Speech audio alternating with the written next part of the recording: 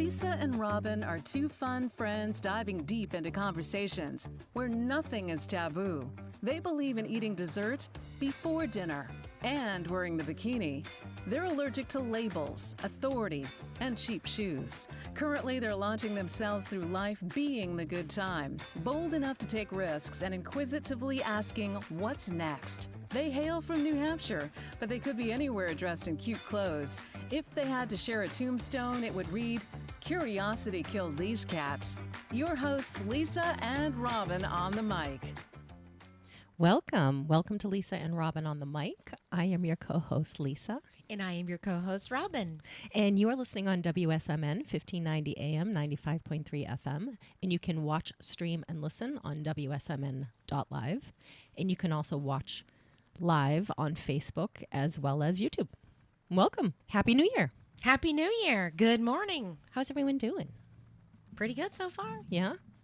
I don't know how many days. I don't know what day we're on. Fourth day. Yes. 4 days into 2024. So far, so good. I lead an exciting life. I was broken down by the side of the road late last night. And Robyn was so kind to drive me into the radio show today. I have a question for you. Okay. Hit me. If you were a spy, what would your code name be? Oh, if I were a spy.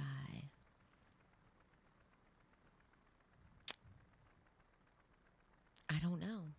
So I think of this. I think of nicknames from when we're younger. And if someone was called Slim, they were really fat. Yes. If someone was really tall, they were called Shorty, or the opposite. So I would want I was thinking of what would my code name be, and I'm like, Lacy Underalls would be a I love Lacy Underalls. But then I'm thinking, well, it should be the opposite, so maybe it's Scratchy Underalls. Itchy Bottom. Yeah, Itchy Bottom. That'd be mine. You'd be Lacy Underalls. I kind of like Bobcat too. I like. No, I was thinking. I was thinking of like a French. I was thinking like of a French name, like not Monique or I don't know. Yeah, we have to think about that. We'll have to come up with our code name. Slim Shady. Slim Shady exists though. It'd have to be something unique to us. Yes. I know. We should come up with a different handle. I love Lacy Underalls for you. I do. I do love like it. Lacy Underalls. Okay, I have got one for you. What is your biggest pet peeve? Ooh, just the one. I have it. What? Okay. I drink seltzer water. The higher end a restaurant is, the more they refuse to acknowledge seltzer water is not club soda or tonic water. So every time we went to... You have to educate me because I don't know the difference between... Okay. Seltzer water is water in carbonation. Okay. Pellegrino is sparkling water. It is water with the slightest hint of bubbles. So I don't like Pellegrino. So that has just a tiny bit of carbonation. Yes. And I actually think they say it's naturally occurring, so it's not the bubbler of, with really fizzy, because tonic or soda has really fizzy yes, carbonation. And that's what seltzer water is, very fizzy water. And so I go into a restaurant last night. I was broken down by the side of the road right next to a great restaurant. I'm like, this is convenient, universe. Thank you so much. I was starving and I was cold. I'm going to wait for 2 hours for the tow truck driver inside. So I go in there and it's $68 for the cheapest steak at this place. And I said, can I have a seltzer water? And she said, Pellegrino. I said, no, I don't like Pellegrino. Do you just have the, even the soda water under the gun is fine, out of the gun. Because in the bar, they have a gun that does Coke, Pepsi, whatever, and you can do Club soda, don't they? And club soda. But club soda has sodium bicarbonate in it. Oh. And tonic water has quinine in it. So both of those have a flavor. Seltzer water has zero flavor. Oh. So I'm always wrestling with waiters and waitresses because they're always telling me it's the same thing, and it is not the same thing. And it's the pet peeve that if you stand so confidently on that side of the table wrong, and you keep bringing me club soda and tonic water because you think I'm wrong, so you go to the bartender and tell me club soda, and I get a club soda or tonic water, which they both have a slight aftertaste that I don't want. They're perfect when you're mixing drinks. Yes. That's why you use tonic water or club soda when you're mixing drinks. But I use seltzer water when I mix drinks. But I always ask for seltzer water, and waiters and waitresses refused. They always want to argue with me on that point. So that is my biggest pet peeve. Wow. What's your biggest pet peeve? Mine's not as complex as that. It's just- Not as long-winded as that. Oh, when people drive in the left-hand lane and who will not move over when someone behind them is going fast enough. That's another pet yes, peeve. that's true. Well, I feel like I'm sometimes that person in the left lane. Yeah. But I look at my speedometer and I'm going 80 and I can't get over. And so you riding my bum is not going to get me there any faster.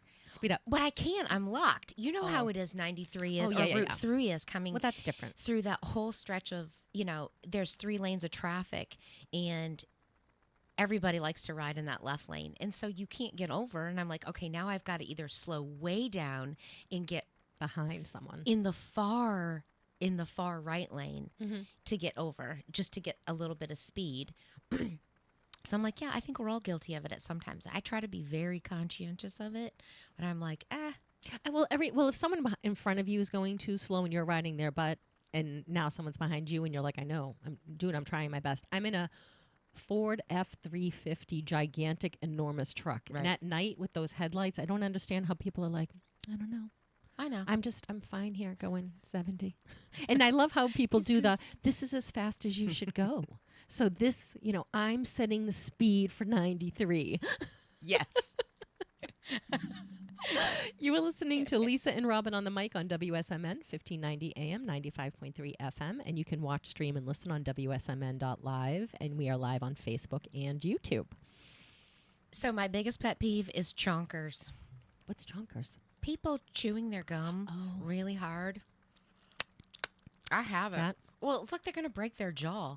Or somebody that's eating their food and they are just, it's kind of like they just take a bite out of raw meat and rip it. You know how the cat will get a little, sometimes they'll get a treat and they'll shake their head real quick.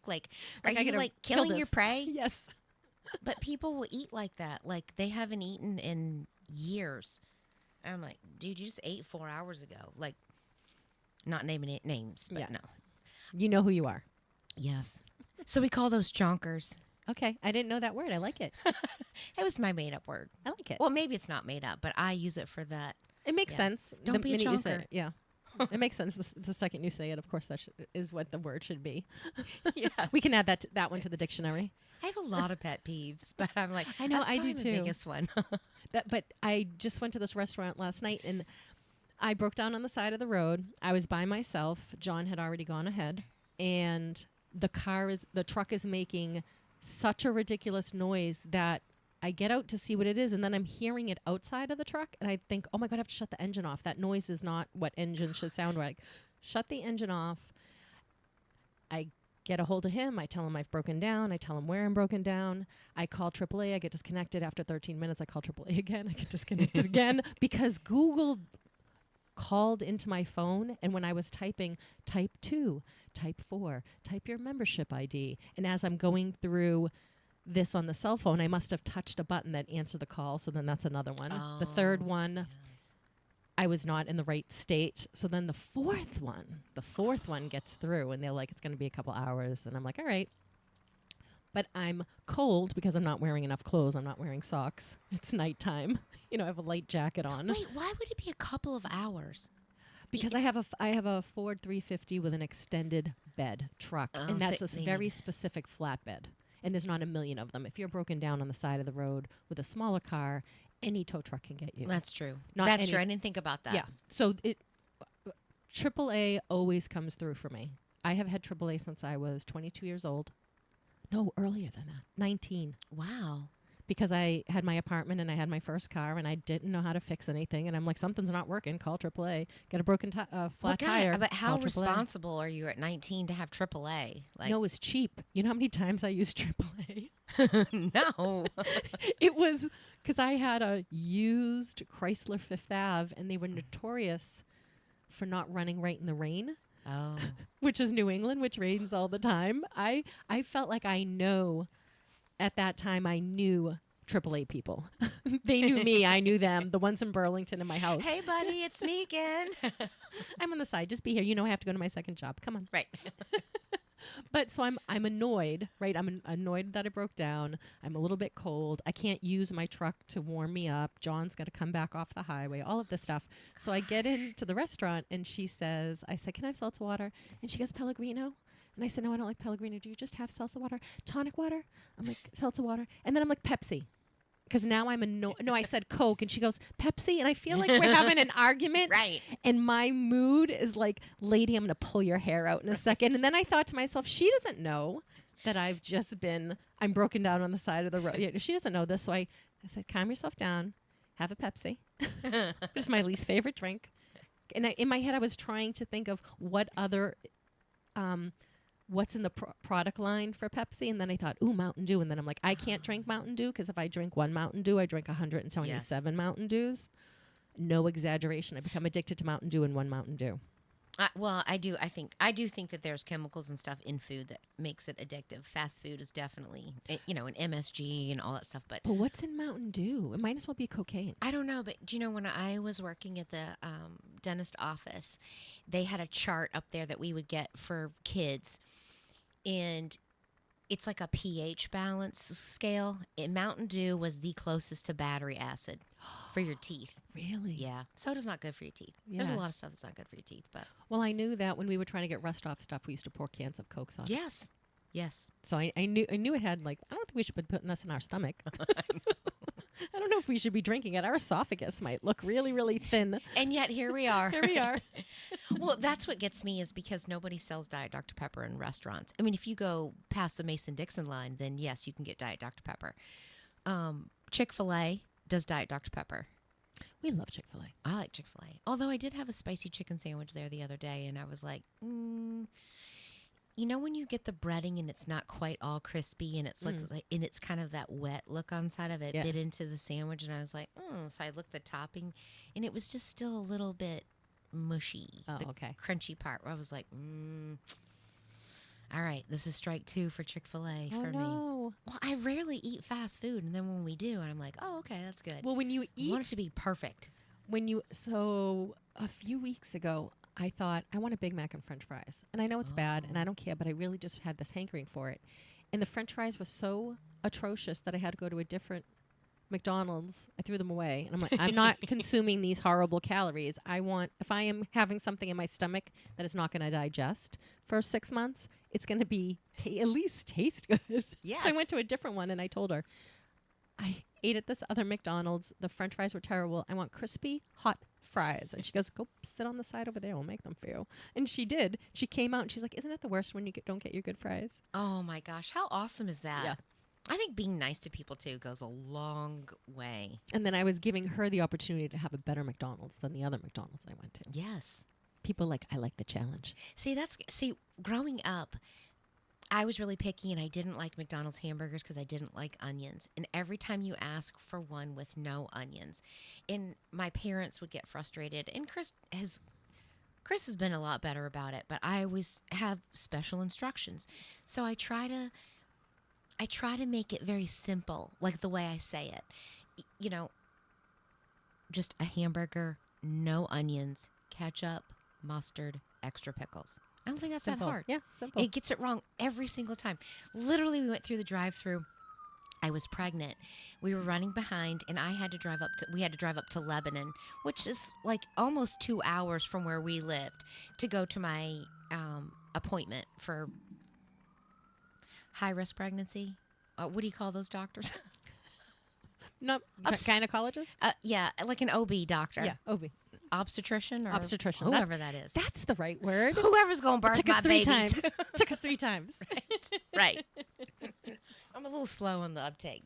A little foggy. I feel like it's a game show. Like I just throw out names at you. Yes. Got it. Bingo. It's keeping it real.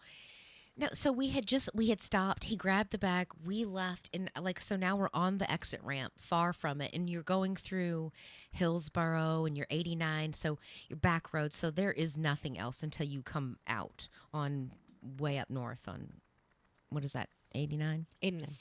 Yeah. So there's nothing up there. So I had asked for a cheeseburger with no onions, extra pickles, mustard, and ketchup. Do you know what I got? I got 2 buns inside out with 1 piece of cheese. No meat. No meat. My husband was so mad. We turned around. Not a good moment. We go right back through the drive-through, and he tossed it through the window, and he said, "You tell me if this looks like a hamburger with no onions." It was just the principle of it, because we had been a couple of times, and to be fair, he was never always like that. But he had a pregnant woman who was in the car, probably hungry. You know how Yes. women can be when they get hungry. We have that little setting. Yes, and I just wanted a hamburger. I'm gonna indulge. I want my extra large French fries, and I'm gonna drive up there, and at least it'll get me at least 20 minutes into a 2-hour ride. I'm not a great car rider, so he's like, well, "This is gonna be bad. Do I want to fight this little demon in the passenger seat? I do not. Or do I want to fight McDonald's?" I will fight McDonald's any day. And it had happened like the last couple of times that we had been to this specific McDonald's. You know, it's the only one in Hillsborough. So Right. there you go. And it's wrong every time. Every time. And I also think the drive-through lends to more problems for Yes. some reason. I don't know why. And I do like McDonald's. I grew up in McDonald's. It is a comfort food for me. Yes. It is a nostalgic comfort food. Right. But when they get it right, it's great. So I like a fillet of fish because I love their tartar sauce. Oh. I came back from My mom loves those. Lebanon. I was doing a job way back in the day, and the only thing that was open was in Concord, and it was a drive-through because of COVID, I believe. Oh. Drive-through McDonald's. And I said to her, "You know what I love? I love your tartar sauce. Can I have a fresh fillet of fish with extra tartar sauce and like the most perfectly done fries?" Because it was like 11 something at night. And she was like, "I got you." You know, because I just told her how much I loved the food, and I think it made her feel she left the drive-through window. Someone else came to the drive-through, and she made my meal. How cool is that? See, kindness. When you just show somebody. Or maybe I just really was oozing how much I was craving this, and she was thinking I could really go for a fillet of fish with extra tartar sauce and really good fries. I'm going to make 2. I might have warmed her up to. Oh, make me want to. No, but I think people are willing to go the extra mile. I think people naturally want if to you come phrase from a place. it right, Yes. I think if you come in throwing the thing, you might not get the best response on that one. But I do think sometimes Right. we need to throw our Yes. hamburger with no Yes. meat through the window I a little bit. also am a firm believer that I don't think that you should tip 15 or 20%. I mean, we always tip 20%. But I don't think that you should tip people that give you bad service. I agree. Like, you're just reinforcing a message, and I know it's crappy to say, but come on, man. Well, what I think a lot of times, I don't drink a lot of times at restaurants, and for the last year I haven't drank at all at restaurants. And when people see you're not ordering alcohol, they immediately think their bill is not going to be as high. Yes. And they get a little bit moody, but they don't know how I tip. Yes. I don't tip on a number. You know what I mean? Right. I'm tipping on, even sometimes I'll get an appetizer and a salad as a meal. I'm not tipping on my meal number. I'm in a restaurant. You make a living doing this. If you're good to me, you're going to get very well taken care of. Yes. I'm not tipping you. If you're decent to me, I'm not tipping you under 20%. I'm not tipping you under 25%. Right. But when you're horrible, and sometimes John just throws down because he's tipping well all the time, and I think, don't give them that. I They know. were so horrible. They ruined this experience. I know. And Chris says that, well, I was in the food industry and I restaurant, know. and I know how busy, I know how bad it is. But nothing's ever going to change if you just I don't want to put the mental energy into it, and I'm not here to teach a lesson. Well, then that's where we are. Right. Now everybody wants a tip. Right. Now there's tip jars here, there's tip jars here, and I'm like, well, why couldn't I tip? Like, I mean, when I was doing phlebotomy, I gave you a great service. I didn't put a jab smile you on your 10 face. times. I put a smile on your face. I made you laugh. Hey, I'm telling you jokes. I'm doing material. I ordered your material. I know. I'm like, thanks. I'll be here all week. I do. I wonder if everybody went into work acting like, could I be a comedian today? How much better life would be. Because laughter changes anger Yes. in 1 second. Yes. You can't, it's really hard to be angry and laugh at the same Well, time. I think it goes back to the conversation we were having before is when you are living in gratitude, or you're living in a space of abundance, there isn't place for worry, and there's not a place for fear. And I think we operate in fear. And you're raising your vibration, and you're encouraging somebody to meet you. And a lot of times people will meet you where they are. I can't tell you how many times that you've left. The interactions I've shared with jokes with people at the cashier checking out at the gas station, or just a funny little joke or something. And I'm like, if you actually pause and you walk away, I'm like, I do feel better. You do. And I know laughter they is feel something better. special, yeah. You can just smile. And I think that, think about how many people go through McDonald's every day, and how many times do you think that the people that are working at McDonald's get a positive interaction? They probably not get very more much. negative feedback, or just people's ugly, yucky behavior than they do the good behavior. So of course, when you shine a little light on somebody, guess what they want to do? They want to glow. Yeah, they want to shine back. Yes. Yes, they do.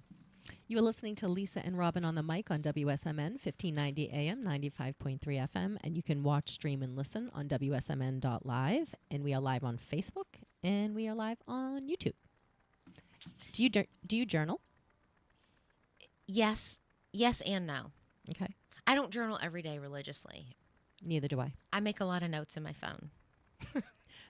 I started in 2022 writing down the word today and then writing what happened during the day.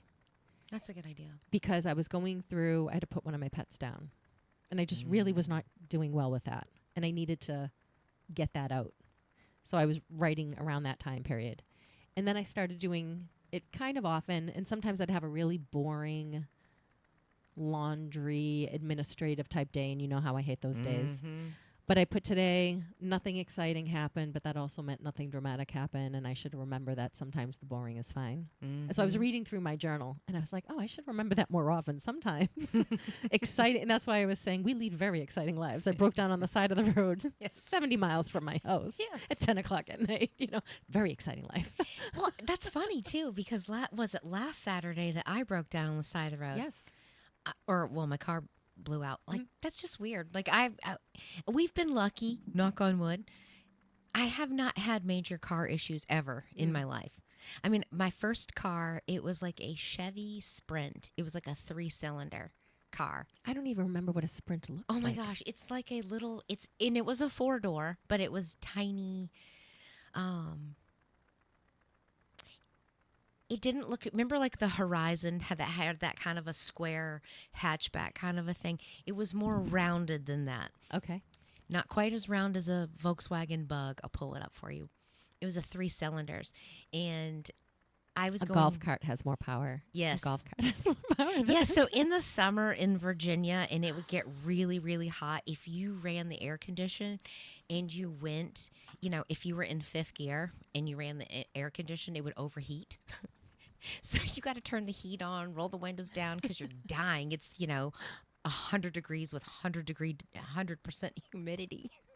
And you're like, I'm melting in the car, and so is the car melting. I got my heat on just to keep the thing cool. But it never broke down on me, and I sold it. So we've been lucky. We've been lucky about cars. But. Well, I will tell you that I started driving 8 cylinders. I'm a 1972 model myself. Wow. I drove a 1972. I learned to drive on a 1972 Oldsmobile Delta 88. Wow. The trunk was bigger than most people's cars today, and that's how I learned to drive. So I always drove 8 cylinders. I got my first car. It was an 8-cylinder. And I get into a car accident, and I have to get a rental car. And I'm not 25. I'm 19. Oh. So they won't give me a rental car. I find a place who will. The insurance pays $50 a day, but they charge me $150 a day, so I have to pay $100 a day for this car because I'm under 25. And it's a Ford Festiva. Oh, okay? Yes. So I'm used to an 8-cylinder. You press on the gas, you let off the gas, you will roll 100 feet with an 8-cylinder. I press on the gas, I go to let off the gas, and I literally come to a stop that I lurch forward like towards the windshield. And I thought, oh, this is why people drive like that. If you're not matted, to the floor with, you're not going anywhere. Yeah. And I was like, wow, I'm never going to have a 4-cylinder car. I will always have an 8-cylinder car, and I've kept my promise to myself. That's true. You have had big rigs for a long rigs. time. That's probably it was probably that Ford that gave you that heavy foot. Yes. No, I drive everything like you stole it. I do drive everything. I like horsepower. I like speed. Yes, you do. I do like speed. You do. I just chicken. Do you know that before I met John, I was getting my motorcycle license because I wanted to have a rice rocket, and I wanted to lean over, and I wanted my knees to touch the corner, and I wanted to do that. And then I realized, wow, I'm probably not going to do that because I do have a little chicken in me when there's nothing on either side of me. Yeah. But that's why I do like being on the back of John's motorcycle because he can do that crazy stuff. Yes. And as long as I don't move, I don't make us crash. Right. So I love speed. I know how to lean with you. I just don't know how to be in charge of the leaning Well, and the driving. We don't want to. I do something a little weird and the whole tire goes out and I don't know how to Yes. recover. Yes. That's the thing. I wouldn't know how to recover as well. John's been on 2 wheels, always making ramps on dirt bikes since he was a little kid. I would ride my bike, but I wasn't looking, hey, how can I take this off the cliff? Or, Right. how can I jump off the roof? I just want to know how to keep it upright. We were watching something the other day and it went to a fail. And I said, this is why men have ridiculously less lifespan than women, because you never see any women doing the things that they were doing with these bikes, driving them onto vehicles, driving them off of vehicles, driving them on roofs, driving them off roofs, trying to drive through the pool with Evil motorcycles and I said, women don't. That's not our basic operation of. We don't step outside of our Do you think we comfort can do that? I bet you could do it. Right. I bet I could do it. Right. Right. We're like, hey, don't do that. I'm not the first daredevil out of the gate. Like I can come up with the idea. I'll be the visionary. You be the integrator. And if that works and you don't die, then maybe I'll try it. I'm afraid of being paralyzed or having broken bones. I know. I'm afraid of falling and like busting my teeth. And then I'm like, nah, I don't want. That's a real fear. The teeth thing is a real fear. Yes. Yes, it is. We were talking about tipping. We were talking about tipping. We were just talking about pet peeves and all this stuff. And we're talking about energy and like how you show up, about, you probably were the nicest person to that lady that day. Mm-hmm. Could be. I was just thinking about, we were going to talk about expectations, motivation. Last night I was actually just thinking about, we always remember, all right, let me just stop. My head was getting ahead of me. Okay. We have an expectation of an interaction, whether we know it or not. We expect people to be nice. We expect people on the road to, behave somewhat. We're always, because of society? yes. But, when we look at, we judge people. We judge people based on their last interaction with them. Based on our rules for life? Yes. Yes. Our standard. And I think about it, like, look how many times, if you could see how we see people, a lot of times we see people through their baggage. And you think about it, if you just had a person and everybody were walking around and they had all the little lights of all the little labels that we've attached, that person is a jerk, or that person is a Karen, or that person is that, or, immediately when you say somebody's name, what thought pops into your head? Mm-hmm. It's usually some kind of an interaction with them, whether it be good or bad. So I was thinking about that last night. What if we could live fully in the present? If we live fully in the present, not carrying over yesterday's conversations or our upbringing, bringing other people's baggage. Each day is a new day. Maybe I'm not saying it the right way. Each day I is like it. Fresh eyes. Because do you know when we die, when somebody dies, we remember, the first thing I think we remember is how they made us feel on the whole. And then you can remember their words of, their words of wisdom or their lesson. But immediately when you think about somebody passing, you think about the loss of what you're missing in your life. What you didn't say, what you wish you did. Yes, but it also regrets. it's that separation that you're no longer going to be able to feel that anymore. Or, you think about when somebody that you like, even go thinking about when your partner dies. What's the one thing that you're going to miss the most? How he makes you feel loved? Are you going to are we going to remember all of the ugly arguments? Are we gonna the petty, you didn't put the ketchup back, and why do you always leave your shoes there? We're not gonna remember any of that. We're gonna remember all those labels. We don't remember any of those labels. So why can't we bring that into our conversations with people every day? What would our quality of life be like if we could just lay it We'd down? all be enlightened. We'd all be enlightened because we'd all be living at the top of a high Maslow's hierarchy of needs. We would all be enlightened.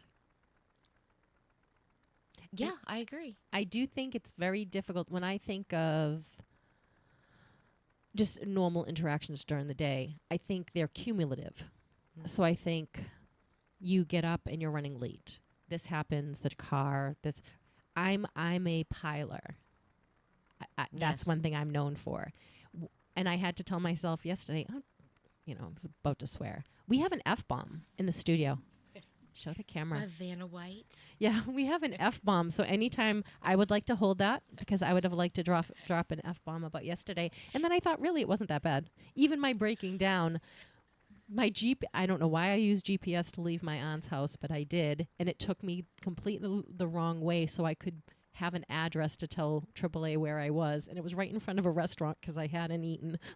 It couldn't have been. It was the best breakdown ever. Right. I had a delicious steak meal and roasted beet salad. But that's turning lemon into lemonade instead of being like, oh my gosh, I need to get home. I want to be home. But there was 2 seconds I was going to start piling on to it breaking down. And I had to consciously, it's not that bad. It's not snowing. It's not raining. I'm not on the highway. I didn't die. Because I was joking with John. That would have happened on the highway. I wouldn't have had steering. I would have flown off into a ravine, instead of taking a turn. Yes, yes. I would have flown off into a ravine. I might have killed someone else. I might have killed myself. I mean, it could have been a really bad accident mechanically. And I was having dinner instead. It's almost like the universe was guiding you to be a safe place to break down. It was. If it's going to happen, it's going to happen. And so those are the things I've been reframing. But I almost wanted to mind. pile on. I wanted to pile on the things that could have went wrong. And I had to consciously tell myself, whoa, whoa, whoa, whoa, you just broke down. Because I joked around, I'm hungry and I'm cold and I'm stranded. And I'm like, I'm a little bit of the problem on why I'm cold and hungry. Not necessarily stranded. That's not my fault. Right. But I didn't wear any socks. It's 30 degrees out. There was a couple of things. And I didn't eat any food. I know. I was thinking. Yesterday. I didn't leave the house yesterday with a jacket on, and I'm like, oh, maybe I'm going to be cold. No, it was not cold. And I was like, I think people in New England, if it's above 30, no jacket needed. I know. Isn't it so? What's really funny is yesterday morning I looked at the temperature, putting on my jacket, and I didn't have a scarf or gloves. And I said, what if I break down today? I should get at least a scarf or gloves. It didn't make me put on socks, but it did make me. I should cover my hands and my neck. Because I've got this flimsy little jacket on. Right. Right. But I think we can all be conscientious of bringing the bad from yesterday into today. Yes. And if you ever talk to somebody and they really lowered your mood, like you were in a great mood, and then they were like a spray fart. Yes. Onto your mood. A spray fart. What are you spray farting on my mood for? I'm having a fine day. Right. That's what happens when you can't cuss on. You get a spray fart. Yeah, we have to come up with creative language since we can't swear. Oh my gosh, that's funny. No, but someone spray farts on your day. Right. And you're like, why are you spray farting on my mood? Just because you're in a bad mood. Keep that contained into yourself. Why are you bringing that over here? Right. And because that person unconsciously wants, what are you all smiling about? What are Right. you laughing and have a good time? I'm going to ruin that. Right. Yes. Be a Debbie Downer. Yeah. Don't be a Karen. Yeah, I was going to say when you're a piler, all I could think about is like, you know, the more you try something, the more you try to make it better, the worse it gets. It's like Resistance. That's real life resistance. And resistance is a real thing to us all day. every day. Every day. And the more you try to accomplish something, the more resistance. You know who doesn't have any resistance? Someone lying on the couch watching Netflix. That's true. Or some other, you know, playing video games for 40 hours. There's no resistance in that. Easiest thing in the world. Eating Bible. chips, easiest thing in the world. Yes. Cookies. Easiest thing in the world. Yes. So it's anything that we should be doing. There's just this huge, heavy, wet blanket. And you have to push through that. So one of the Yes. things, when we were going to talk about intrinsic motivation and external motivation, I was thinking, this is something I could use to remember or do. It would serve me well to remember that anytime I do something that I want to do, in theory, but not in real life, running was the perfect example. I really didn't like running, and I know that sounds strange because I ran 6 days a week for so long, but I loved what the result was when I was done. Yes. So I had resistance the first 10 to 12 minutes, no matter how good I got at running, no matter how cardiovascular, no matter how much cardiovascular improvement I had and how I had been doing it for so long, that first to 10 to 12 minutes was my body and my brain disagreeing about what we should be doing. You should be sitting at home. You're not rested enough. We're kind of tired. I think my calf hurts. You know, my spleen hurts. Right. I don't think the body would go through this checklist of every reason why we should stop, but my brain would say, yep, and we're going to keep going. Yeah, you think you have a calf cramp, but we're going to keep going. And it was that overriding it, but it never went away. So one of the things I want to tell someone, if they're going to do something for the first time, the first 10 to 12 minutes may suck. Yes. It maybe, and then maybe you're doing something that's hard enough. Maybe the first 25 minutes always stinks. But once you get past that moment of it stinking, all of a sudden it feels like you could do it all day. Yes. But there's so much of the suck in life. Yes. Well, and I think people avoid the suck. People don't like discomfort, but yet we live in a level of discomfort every day because we're not willing to embrace the suck. Yes. And get through it. Yes. You know, that is where Ed Milet's book, The Power of One More, you know, his dad, he tells the story about his dad stopping drinking. And he's like, just for today, you know, I got one more day in me. Yeah, you don't have to think about tomorrow or a year from now, just today. No, and we have a really good friend of ours, and he said, you know, we get bogged down. We get bogged down with so many decisions, and especially if you're trying, especially as an entrepreneur or just even a business owner, mother, father, friend, in every aspect you can think, we get bogged down with the whole big picture. And our friend Mike says, you only have to worry about the next decision. Mm-hmm. The next decision. And that's kind of like putting a tool in your toolbox to not start picking up, you know, a piling. Piling. Yes. So real quick, piling, when you were talking about piling on, you're just adding stuff and it's making it Well, worse. I'm dragging stuff from like 3 weeks ago. Yes. I'm pulling that. So out do you of the know what it closet. reminds me of? What? It's when you wear cashmere and velvet together, and you know the cashmere on you get all these little fur pieces all over your black velvet, Yeah. and then you keep pushing it, and you're trying to like get it all off of and it just is getting worse and worse and worse. Yes, that's what piling does. Yes. It's cashmere and velvet. Yes. So don't wear cashmere and velvet together. I'm wearing suede pants today. I love it. And I keep touching my pants because I'm really soft. I keep like rubbing one leg like I'm petting a cat. Well, I have some velvety corduroy. Yeah. I You could just rub yourself. We could just be totally inappropriate. I'll rub my velvet. I You am- rub yours. You rub my velvet. I rub yours. I think that's an after dark. I think is that an was after dark one. that's an after dark show. I am a tactile person. If there's a pet in the room, I am petting it. I am a very tactile person. I like blankets.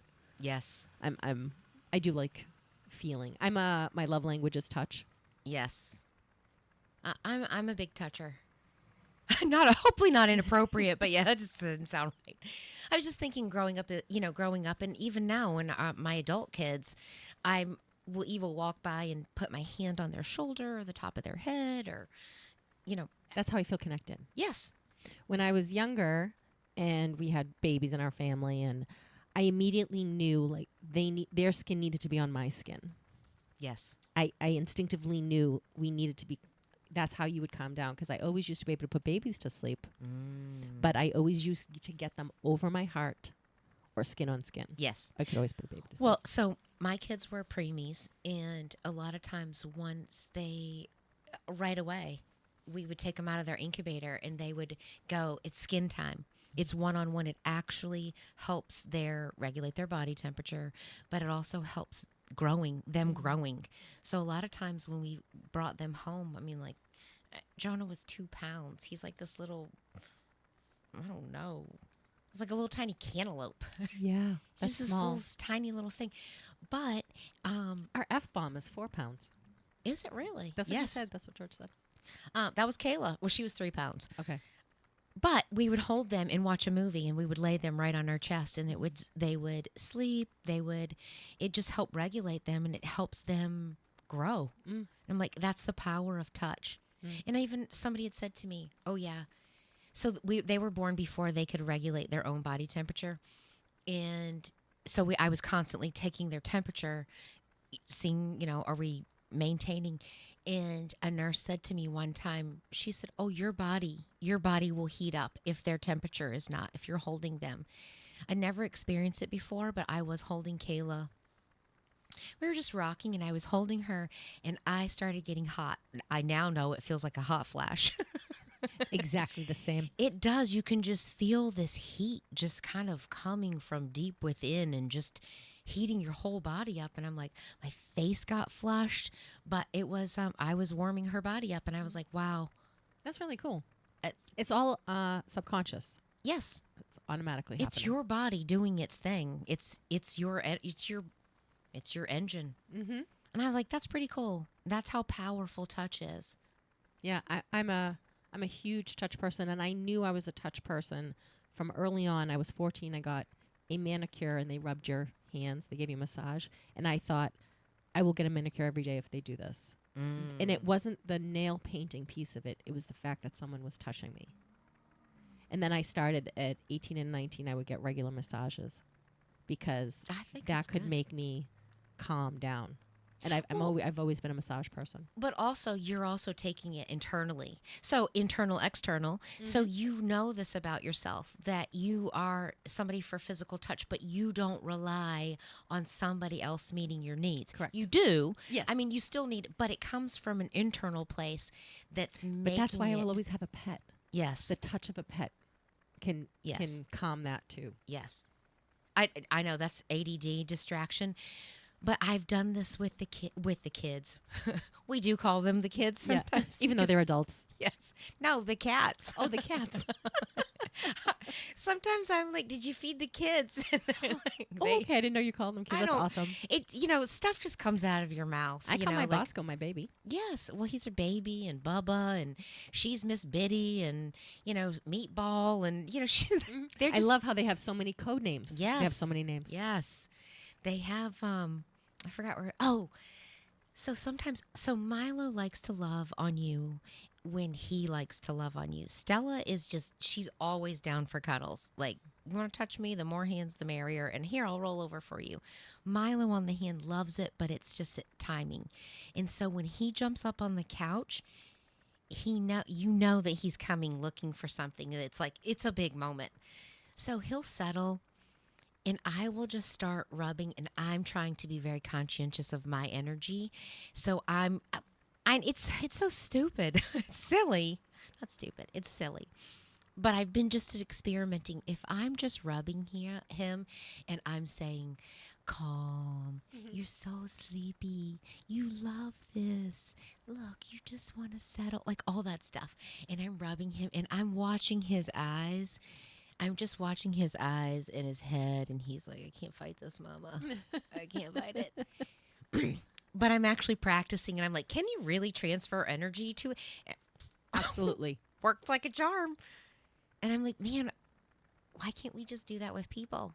Well, we do when you think about it. And if someone's talking to you and they're very clipped, it kind of makes you anxious. Yes. Or if someone talks to you and they're barking at you, like they're almost like they're ordering you around, even though they have no intention on doing it. So when we went New Year's Eve, we had a little party at my house, and John was trying to take something on video, and he picked up my phone, but the camera was on, and he couldn't shut it off. And he said to me, "Shut this F-bomb thing up. Why won't this camera turn off?" But when he played it back, he goes, "Why am I yelling at you? I wasn't yelling at you." And I'm like, "You were barking, you know?" Yes. And sometimes, and couples talk about this too, someone is at work and they're bossing people around all day, right? Their energy is a little different. Then they come home and they start bossing you around. And it's like, hey, I'm not an employee. Right. Talk to me just a little. You can say the same things that you're saying, but that's where the tone comes in. Yes. Right? I Yes. don't like your tone. Yes.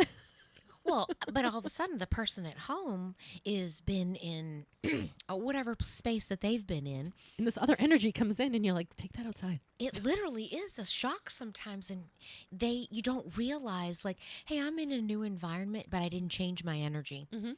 And so I've been trying to be more aware of that for myself, to being like, okay, I think home is our respite, right? Home is supposed to be our safe space, and it's where we feel safe. And why? Because that's our protection. That's our shelter.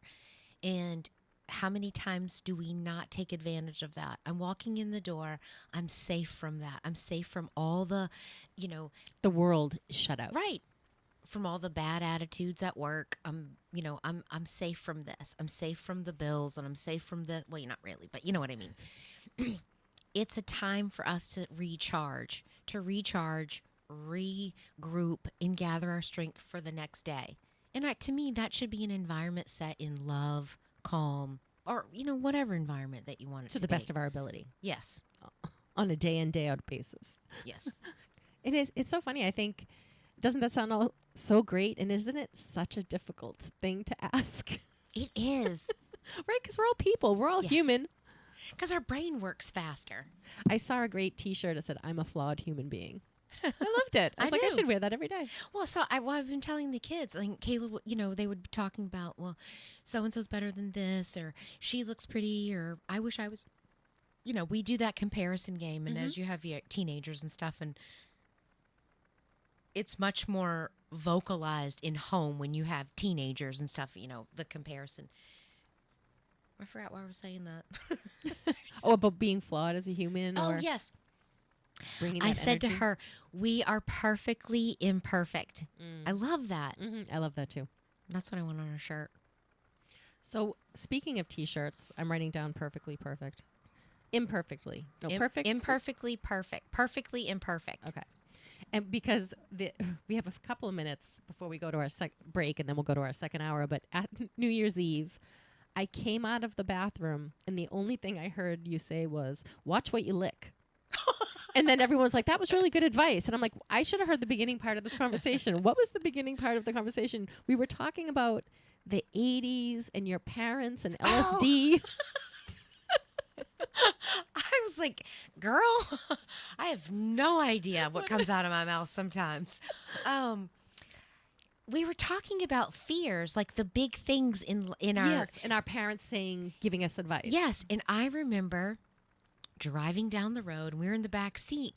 In LSD, people were putting LSD on stamps and on envelopes and stickers and all of that stuff. So I remember being scared of, like, I don't know what that is. Like, it and our bank of knowledge of where we could pull from was very limited. You get 3 TV channels. As a kid, you hate to watch the news, and you're not going to listen to the news on the radio. So how else do you know what else is going on in the world? We're just ignorant kids. We're just, ignorant is just the lack of knowledge. We were just busy being kids and having fun. What's our next adventure? And I just remember like being scared to lick stuff. That's what we would say. And then John said, "Careful where you put your tongue." I'm like, "That's another great T-shirt." Yes, it is. We could do the Rolling Stones logo on it and be careful what you lick. It's so funny when you come into a conversation and you're like, I don't know what this conversation is about, but I had gone into the bathroom. You're like, wait, are we getting raunchy already? Careful what you would lick. Wait. I want to be in on this conversation. What's going on? Why did your parents tell you that? Like, I wanted to know why your parents were telling you, be careful what you lick. Oh, be careful. Well, so they were just saying, and it made me. And I think of that now, and I think, were they really putting LSD on everything? Who's giving away free LSD? I don't Does know. it cost money to buy drugs? Yes. That's But what I was But wondering. why would you put it on? Why would you put it on? Why? Stamps. Well, the thing is, but I don't understand why you would lace. Why would you lace other drugs with deadly drugs? Like, I think it's because if you do you look really at want to these- kill somebody? know what I think it is, I think it's cross-contamination. I actually don't think they're like, hey, let me take this and put it into this. I think we're making all kinds of drugs. We're a drug dealer. Everyone who works for us is on drugs. And then you start losing sanitation. You start that quality control. No one's wearing gloves. No one's wearing the white lab coat. Or maybe they are. I don't know. But I just imagine, these drug houses, they're not going to really be wiping down surfaces. I think True. it's just cross-contamination. But also, to have like fentanyl Yeah, but they mixed must, in with I something. think because they did fentanyl there once. Oh, well, And that now- makes sense. I think it's a cross-contamination is what I think it is, because I don't think we can trust that type of group to be clean and organized. And I even look at, sometimes I think, please don't look in the kitchen. That's what I tell myself. Because I'll see they'll throw chicken, right? Then they take it and they wipe it on their whatever. Yes. And then they take something else, wipe it up. Will you keep wiping everything on the E. coli? Yes. No, at some point, I don't know. I'm really conscientious of, I don't want anyone to get sick in my kitchen, including me.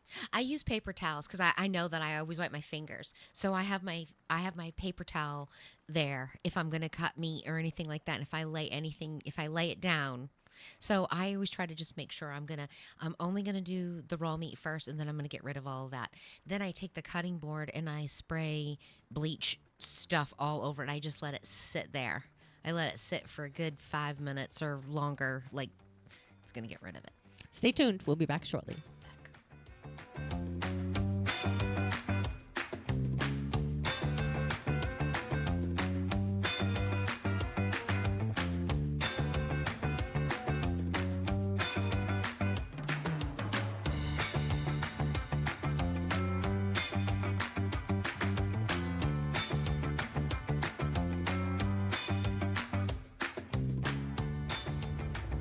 WSMN 1590, WSMN 95.3 FM Nashua. Listen, watch, and stream at WSMN.live.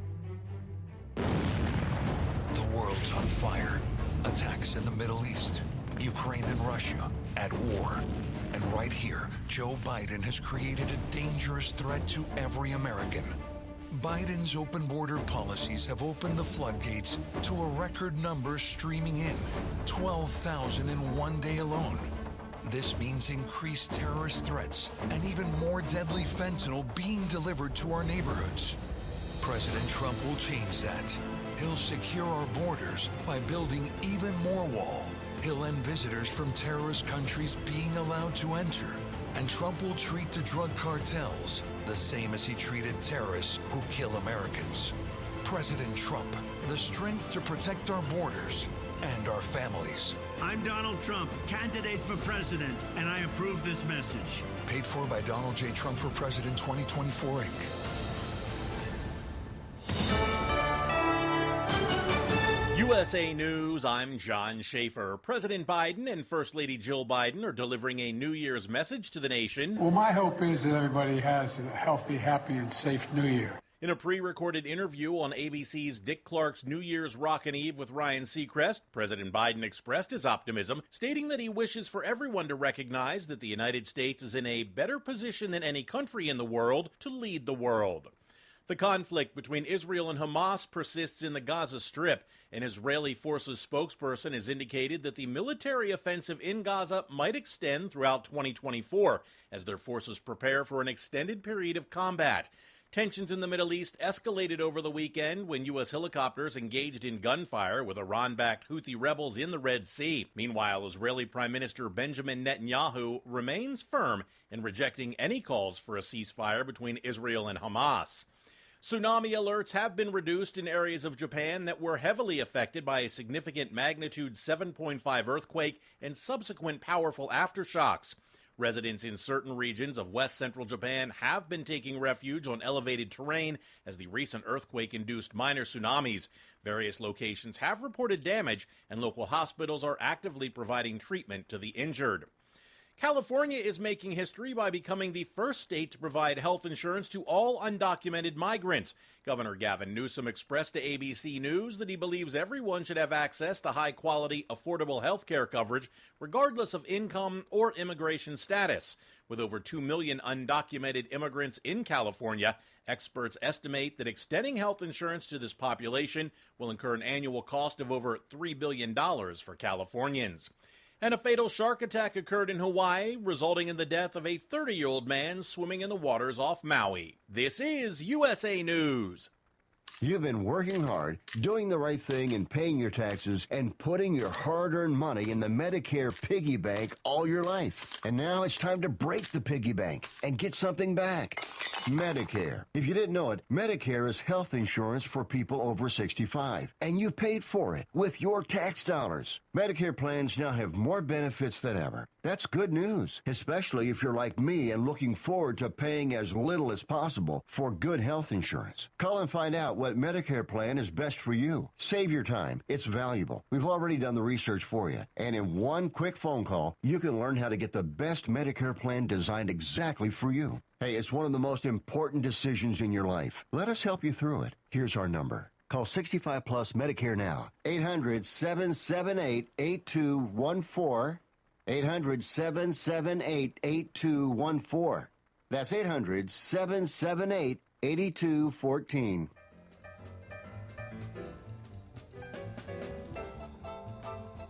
Happy holidays from the Lucky Moose Casino and the River Casino. Come visit as we kick off our $5,000 match and win holiday giveaway at the River. Weekly prizes as you play New Hampshire 21 for our $5,000 match and win. It's always a party at the Lucky Moose Casino and the River Casino in Nashua.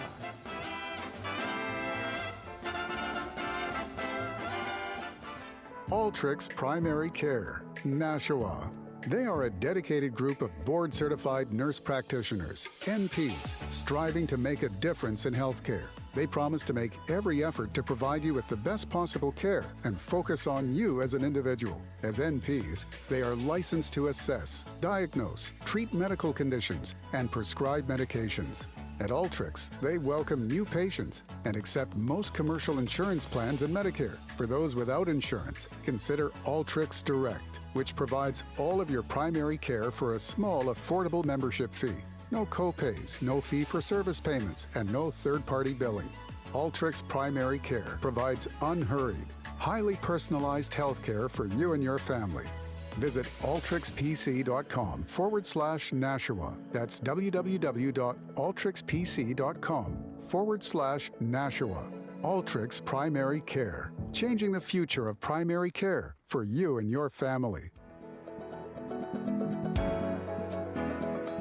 Are you or your loved ones in need of compassionate care in the comfort of your own home? Look no further than Heaven Sent Home Care. Heaven Sent knows the importance of personalized care tailored to your unique needs. Whether it is assistance with daily activities, medication management, or specialized medical care, our compassionate caregivers are ready to provide the highest quality of in-home care. The services provided by Heaven Sent Home Care extend beyond physical care. They also offer companionship, ensuring that you or your loved ones have someone to share stories, laughters, and meaningful moments with. Experience the peace of mind that comes with knowing your loved ones are in capable hands. Or visit us online at heavensenthomecarellc.com to schedule a consultation and learn more about the comprehensive range of services provided. Heaven Sent Home Care, where care and compassion come together.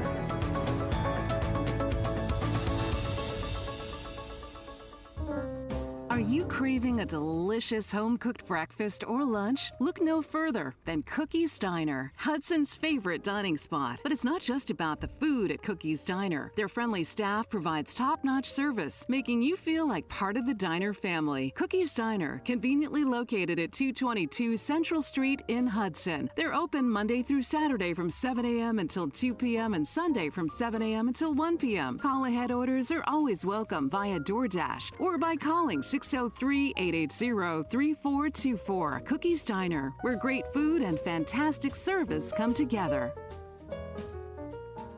The views and opinions of the following show do not reflect those of WSMN, its owners, and/or associates.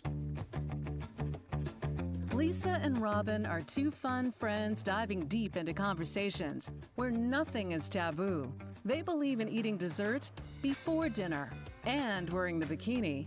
They're allergic to labels, authority, and cheap shoes. Currently, they're launching themselves through life being the good time, bold enough to take risks and inquisitively asking, what's next? They hail from New Hampshire, but they could be anywhere dressed in cute clothes. If they had to share a tombstone, it would read, "Curiosity killed these cats." Your hosts, Lisa and Robyn on the mic. Welcome back to the second hour of Lisa and Robyn on the mic. I am your co-host, Lisa.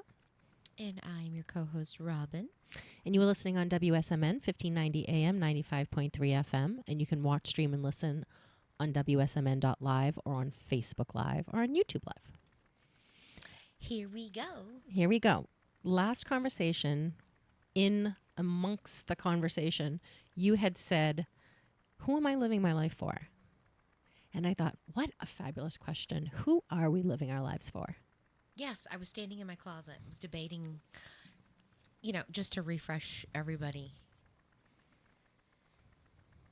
I had posted something on Facebook, and somebody, from 20 years ago came out of the woodwork and said, "How embarrassing are you?" Yeah. And immediately it made me feel shame, and I went into my closet and thought, I gotta go find something else. I gotta find something else. And then I'm standing there and I'm like, well, wait a minute.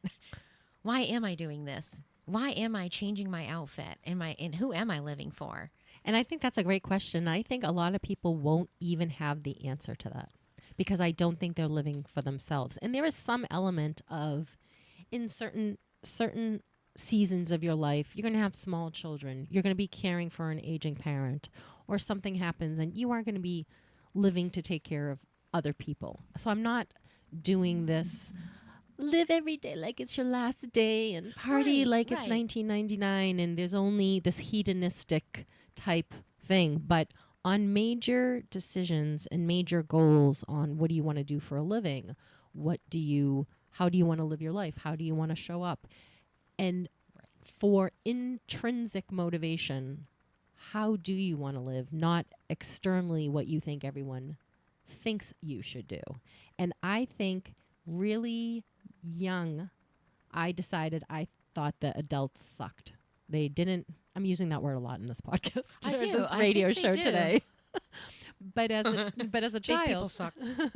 as a child, I thought all of the adults who have all of this freedom and all of this money and all of this ability are really just doing a bad job of being adults. So when adults told me that I was going to do something that I knew I wasn't going to do, or I distinctly shouldn't do something I knew I wanted to do, I could bat that away. Mm-hmm. Like, bam, not interested in what you have to say. But then you get older and you're conforming and you're in workplaces and you're doing all kinds of things where you have to conform in a lot of ways. And sometimes I think the conformity can take over our life where we're conforming to we don't even know what we're conforming to. And I think that's where we are as a society right now. Comedians were conforming to the woke nomenclature where they could only say things that The only jokes they could make fun of were Christians and Republicans. Because if you didn't make fun, if you said anything negative the other way, everyone was doing this conformity thing. And thank God the comedians have gone to the other side of, no, we make fun of everyone equally. I heard someone making fun of Islam. First comedian I've ever heard talk. But he's Islamic, so he can make fun of himself. But he was funny. He was really, really funny. But I think comedians they are a master artist. Yes. A good comedian. Because...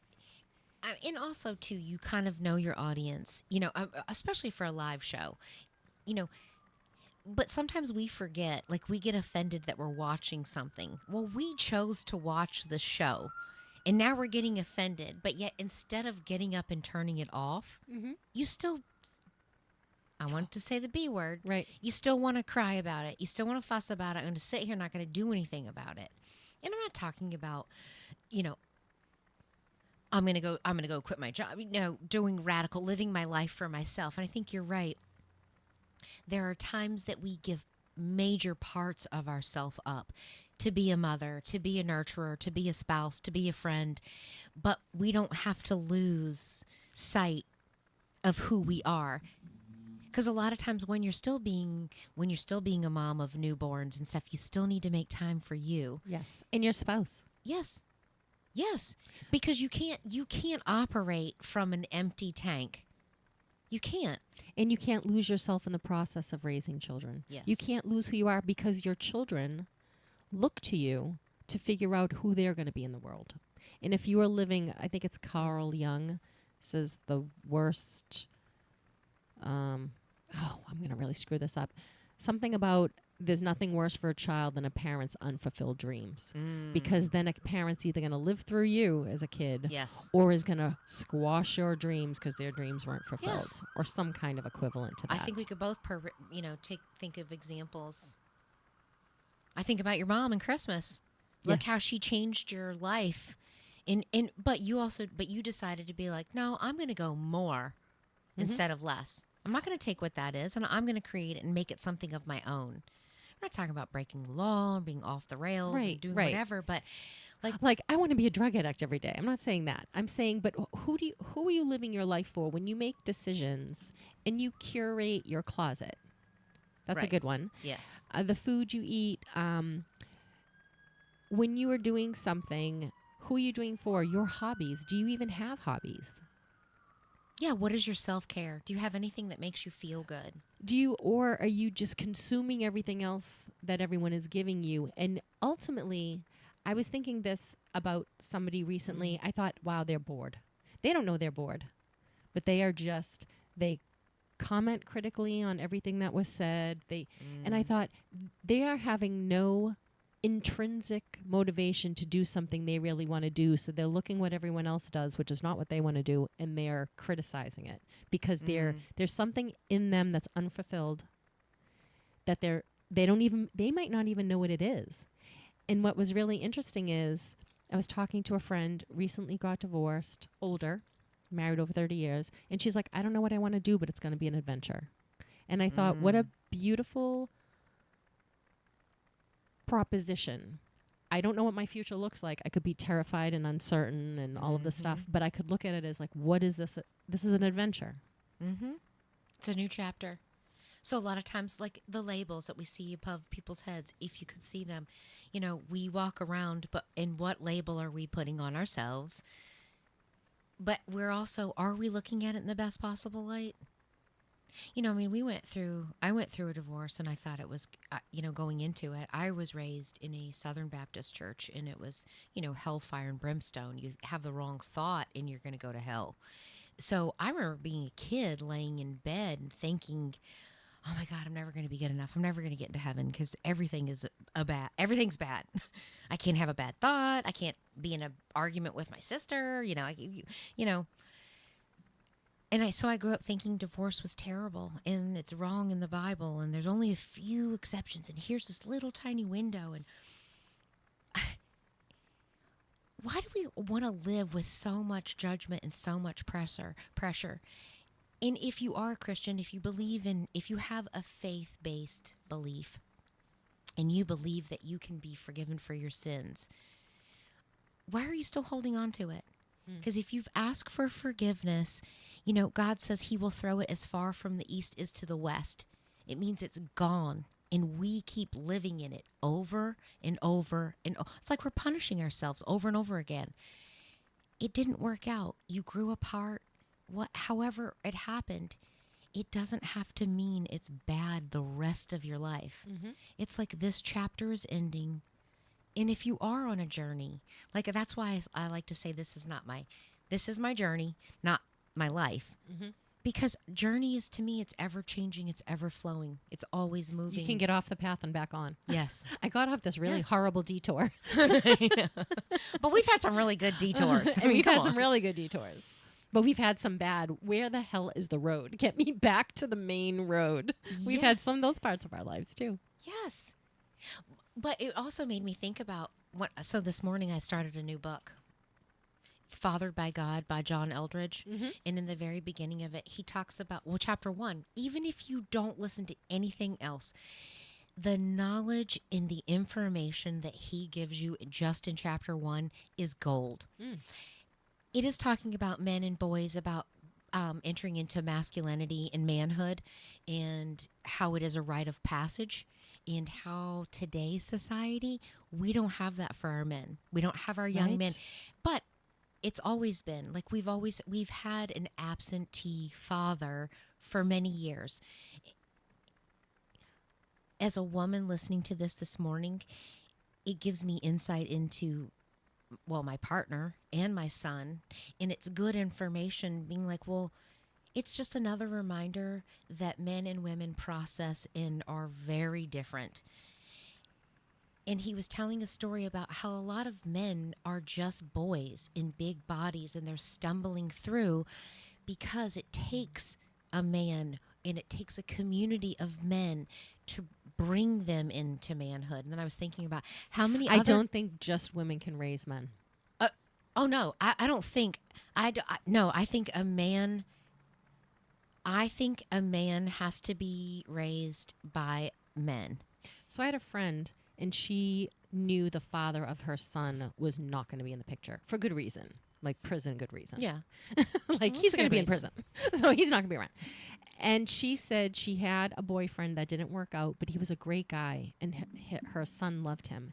And she asked the friend, hey, this kid's not going to have a man in his life. Can you be the man in his life? Can you talk to him about sex and about skateboarding and like all of the things a dad would do? And he said he would undertake that. And he was in that kid's life and had a wonderful relationship. That's freaking cool. Yes, you may be in a scenario or someone's in a scenario where they're not going to have a great guy, great uncle, grandfather, a best friend's spouse, we can have great people in our lives if for some reason you don't have a great father in your life. Or some people lose their mother and they don't have a mother. Yes. They need a female figure to be, because the moms are one way and dads are another. Yes. I always think when I'm with my nephews, Val and I are the loving, nurturing, caring, like taking care of, don't get hurt, the voice of reason. But then John and Rob are throw them up in the air, push them out, go try that thing, don't be afraid, and I'm like, it's a perfect balance when you have both. Yes, and I'll have to find it because I was listening to an Audible last week and she was talking about this, and it's how mothers are for nurturing and loving. Men, their role, one of their main roles is to kick the kids out of the nest, to get them out. And so if you see the balance of it, and that doesn't mean it in a mean way. You're listening to Lisa and Robyn on the mic. I can't remember the rest of it. WSMN 1590 AM, 95.3 FM, and you can watch, stream, and listen on WSMN.live and live on Facebook and live on YouTube. That's the first time Robyn did a top. I know. I need to do it. I need to be better about. She wasn't saying it in a negative way. It's just that we bring different emotional energies in it, and men have the ability, the gift, to not be emotional about it. Instead of saying, well, men lack emotion or this. No, that's not their super skill. That's not their superpower. And I think men nurture differently. Yes. So for the beginning part of our relationship, I never filled up my gas tank. John would take my car, fill up my car. I never filled up my gas tank. And then we started plowing, and John's like, every time I get in your truck is always empty. And we had that fight for a little while, and then I said, it's because you always used to fill it up. If you want me to fill it up, I'll fill it up. But just for so much of our relationship, that was the way he nurtured something. Right? Yes. And there was a different reason why now I had to do it too, because we had 2 plow trucks. Yes. And if you don't want to be going out into a plow storm with one of the trucks empty. So what I started doing was, okay, I'm trying not to stay below half a tank. So when he gets in, he doesn't, get upset. But one of the things I acknowledged, and he did, but we did it silently, was that's how he nurtures me. I feed him. He makes sure my gas is full. I feed him. He makes sure I have flares in my car and things for the truck. He makes sure all that practical nonsense that I'm never going to pay attention to. Well, but safety, safety and all of these things, and it's meant, in men's roles are to bring them through. In John, the book, in the book, and even in the first chapter, he's talking about how all these skills that he didn't have, he didn't know how to do fly fishing, and he was doing these, and he didn't have somebody to show up and show him how to do it. And he said, coming into manhood is a rite of passage. Coming into womanhood is a rite of passage. Absolutely. We had the ball, what's the stepping out, the coming out party, or, in England, and, the mothers and the daughters, and Yes. What is that? they all wear their white, and The debutante ball kind of something thing. It's, it's something where they all... Oh, the Sweet 16 for a girl. She's becoming a woman. That? What is it? Why? All I can think about Bridgerton. And I've never seen that. Oh my gosh, it's worth it. It's cute. Okay. It's where they're gonna pick their mate. Husbands can go shopping for their bride, potential brides there, and they'll call, maybe it's the debutante ball. I don't know what it is, but I think about other cultures, and you think about how many rituals that they have of boys becoming into men. They have to go and endure, one of them I think was they had to get in the ring with a bull. Oh. I don't remember all of them. If you live, you're a man. If you don't live, you don't get out of being a boy. Let me just see if I can pull it up. I think there are certain types of cultures that do specific things, and some of the rituals are really hard. Some of them are physical strength. But I do think that is really missing. And that's why I think sometimes I look at, there's a skateboard park near my house, and it's empty. I'm like, there should be kids skateboarding on that. There should be... We've become a very voyeuristic society where we watch things being done instead of participate in life. And that was one of the things I wanted to ask you about. Would you label yourself an active participant in your life? Yes. I would. Very much. And then I think of other people. I know some people, and I think you are not an active participant in your life. Yes. You are a passenger in the car of life. And I think... one day you could wake up resentful or depressed, and you don't know why, and something's missing, and it's because your world isn't going on your volition. Yes. It's happening to you, and life is happening to all of us. You can't get out of that. Life is going to give you a beating. The economy is going to do all of these things happen, but you still have to have some agency to have a life that's worthwhile, in my opinion. Yes. So, yes, it goes to, are you existing or are you living? Are you just, existing is the couch, the video game, the movies, and all these things. And I don't know if it's just I'm high strung but yes, I'm very much an active participant in my life. Like I want to be, I want to know what the next chapter is going to be. Like, I look forward to it, and knowing that, gosh, I have so many thoughts running through my head. I'm trying to just slow them down. Well, I'll interrupt really quick. And one of the things that I think of is anytime I've been a little bit unhappy and I kind of sort of like what is going on, it's always me. It's always I'm not doing something I need to be doing, or I'm doing too much of something I shouldn't be doing. And instead of asking all these, I think we get to better answers by getting better questions. Yes. I think the only way we come to answers is questions that we can answer for ourselves, not what advice somebody gives us, even though we seek advice. But the answer really comes from within. So if I'm getting too confused, I don't need to ask more questions. I need to ask a better question. And it's always coming from within. And when it comes to being unhappy or stressed, what am I doing that I shouldn't be doing? Or what am I not doing that I need to be doing? And that simple set of questions can kind of jostle what I am trying to label something else. Oh, it's work, or oh, it's this, or oh, it's that, or oh, it's the weather. It's no, something's going on in you. You are doing something you shouldn't be doing, or you should be doing less of because now that season's passed. Or you need to start doing something that you're not doing. So, what is your what is your definition of active participant or an inactive participant in your life? Because I have an answer. I have a way of looking at it, but I want to hear what you... So I think you are having goals and visions that are your own, not that someone gave to you, not your parent wants you to be a doctor, but you want to be something. And you actively march every day towards what that looks like. And you're going to make a mistake, and you're going to make a correction, and you're going to keep going. That's it. Active participant.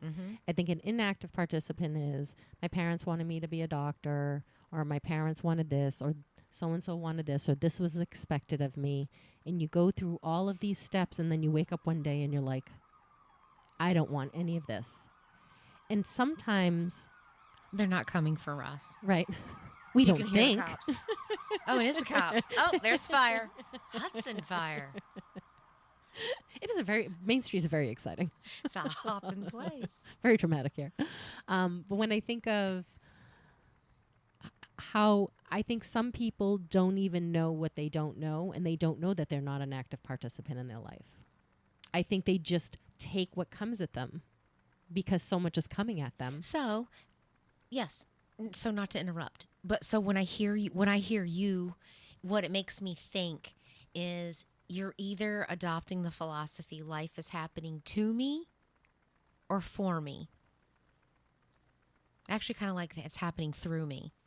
I like through me. So like, because sometimes life does not feel like it's happening. Well, for and you. if you're passive, inactive, you just take what's accepted. Oh, I'm sorry, I got your order wrong. And then nobody, well, can you make it right? Well, you just accept what's given to you. Or, well, this is my job. I didn't graduate high school, so I have to work an hourly job over here. I'm not qualified for that. So to me, that's acceptance. Like, I feel like the reason my hand went up, like I'm active. Yeah. I don't intentionally buck the system at every turn, but I'm like questioning the system at every turn. I'll see if I can find it. In kindergarten, I looked at the back of it and I was like, I already did the math, and I was like, okay, I was in kindergarten and I was a cheerleader. I was like, I'm wearing that outfit. My mom hand sewed it. I still have the the waist is like this big. I want to see a picture of that on Instagram. But we were Bruins. But we were the Bruins. But I didn't have any clue what I was doing. I decided I was going to be on the swim team, and I told my parents I'm going to sign up for the swim team. And I'm like, I didn't even know how to swim.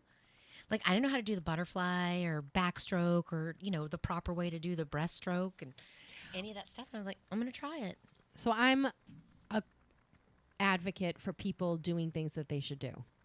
And sometimes I will have people say to me, because we'll talk about it in some capacity, well, what do you want to do? And I don't know. And it's like, I know. It's so hard to know. So you have to go explore trying different things until you figure it out. Yes. And start a fitness routine. I hate rowing, or I hate running, or okay, well, find something you do like. Maybe it's pickleball. Maybe it's this. Maybe it's that.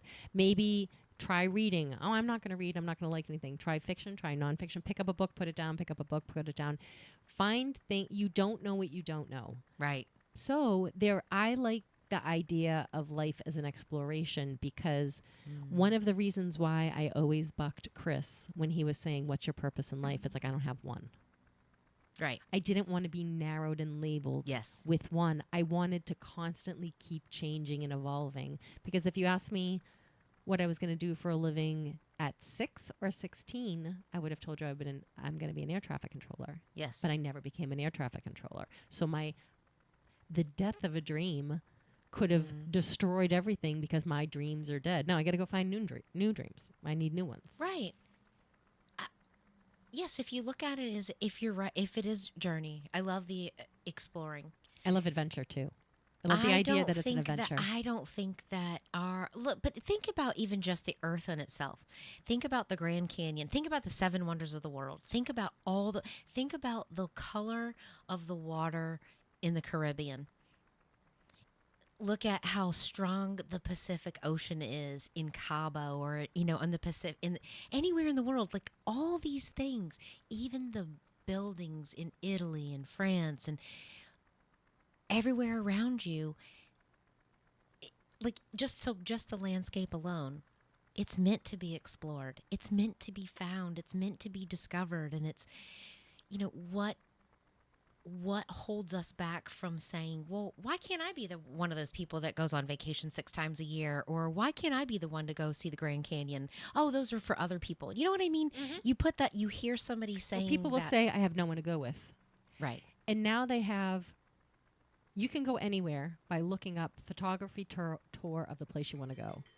And what you do is, all you have to do, you're listening to Lisa and Robyn on the mic on WSMN, 1590 AM, 95.3 FM, and you can watch, stream, and listen on WSMN.live, and you can watch on Facebook and YouTube. And if you ever want to go visit a place and you don't have any friends who want to go to that place with you, all your friends are like, I don't want to go to Grand Cayman, you can look up photography tour Grand Cayman. Pick up a camera, whether you know how to take a photograph or not. Yeah. You will go with 20 other people who have an organized tour to see the best of the Grand Cayman for their pictures. Now, you can say, I'm not going to take any pictures when I get there. Right. But I'm not going to travel by myself. I'm going to go with a guided group. Right. I'm going to not be alone. I don't have to travel alone, because I know some people won't travel alone. I would travel alone. I would travel alone. To a safe place. A safe enough place. I mean, I have traveled alone. I've driven to, Virginia by myself at night. And anywho, I like the idea of that, because, it took me a long time to want to go to a restaurant. Like, I would never go. I used to have that mentality of, like, I would never go to a movie by myself, or I would never go to a restaurant by myself. Well, get stranded in get stranded in an airport and you are going to be eating. But then I'm like, but why? What's holding me back? And my answer was holding me back because I didn't want to be alone. I didn't want other people to see me alone in a restaurant. And the truth of the matter is, they're going to give you 15 seconds like, oh, that person's by themselves. And that's it. But who are you giving the power over right for someone else's opinion to even matter that much? Right. It's standing in the closet and being like, who am I living my life for? Mm-hmm. I actually want to go have a steak tonight, or I've been craving this. I'm going to go get it. What's stopping me if I'm not going to? Why can't I have the experience by myself?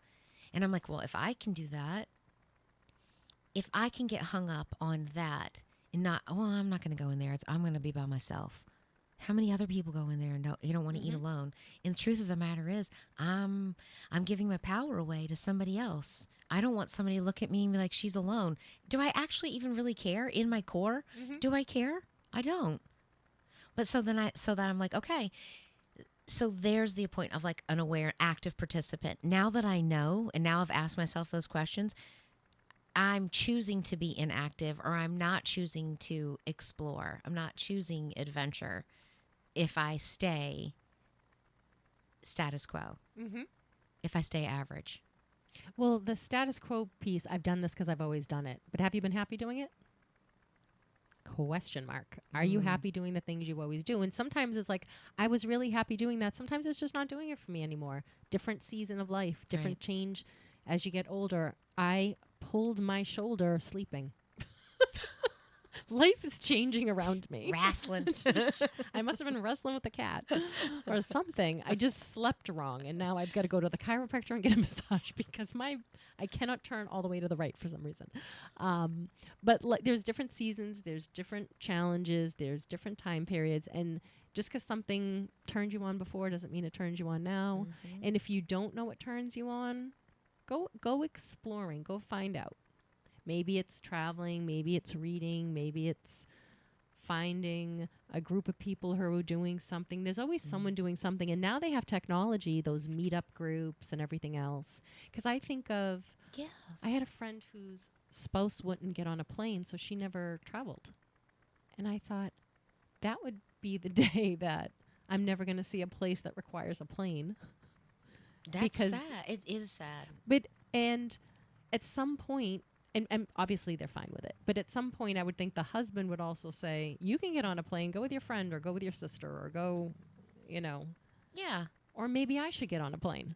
You're more likely to die in a car accident than you are a plane accident, especially in the United States. Well, I think your chances of, in a car, your chances are greater than it is on a plane, and But maybe, and that's just a couple of examples of things. I'm never going to get on a plane. I'm never going to get on a boat. I'm never going to do this. Some things I understand, but how do you know that you do and do not like things without trying them? And that comes into expectation. What your expectation of something is and what it really is are probably very different things. Because how would you know? Oh, I saw it on television. Yeah, but the voyeuristic lifestyle we lead now where we're just watching everything. So there's all of these motorcycle videos online. Some of them are really fun to watch because they keep it entertaining. But watching someone ride a motorcycle just makes me want to ride the motorcycle. I don't want to watch people riding motorcycles. Yeah, see, I don't like to watch sports. And I want to play. Yes. I don't want to, even though I do like watching some sports on television, I don't mind. But it makes me also think, well, I got to get up and move. Yes. I got to get up and do something. Yes. I used to really like watching football, not so much anymore. I used to really like watching beach volleyball, but I would rather just let's go play. Yes, let's go play. Yes. Let's go play. Oh my gosh. One of my all-time best seasons in my whole life are when my kids were between, I don't know, time they could walk. I mean, I liked all of them, but for a season until they were like 14 or 15. Because I am active, we would rollerblade. I mean, I had two 10-year-olds, and we would rollerblade 20-some miles. We would do the Nashua Rail Trail. You get it in Pepperell, and you go down all the way down to, like, past, I forgot the end You can point. actually pick it up in Nashua right here. Yes. You don't have to go to Pepperell. Well, you can get on it at exit 6, or is it exit 6? If you're going up to Hollis through past the Christmas tree shop, you're going out to Hollis, there's a neighborhood there, and there's a beginning of the rail trail that way. Oh, okay. And it takes you all the way down to, I don't know which one's first, Acton or Groton. But anyway, it's like 12, 14 miles or something. My kids would do the whole thing. At 10 years old, they do 24 miles. That's amazing. Rollerblading. It's because we were always out doing something, and I loved playing wiffle ball in the yard. So always after dinner, just to get some energy out, get them tired before bed. We were always riding bikes. We were playing kickball. We were playing, rollerblading, tag or something, and playing wiffle ball. And, Chris introduced a ghost runner. I'm like, I don't understand that concept. I mean, I do, but then he was like, well, you're here and you're here, and well, your ghost runner's going to switch there. And I'm like, that's just confusing. How about I just go home and bat right now?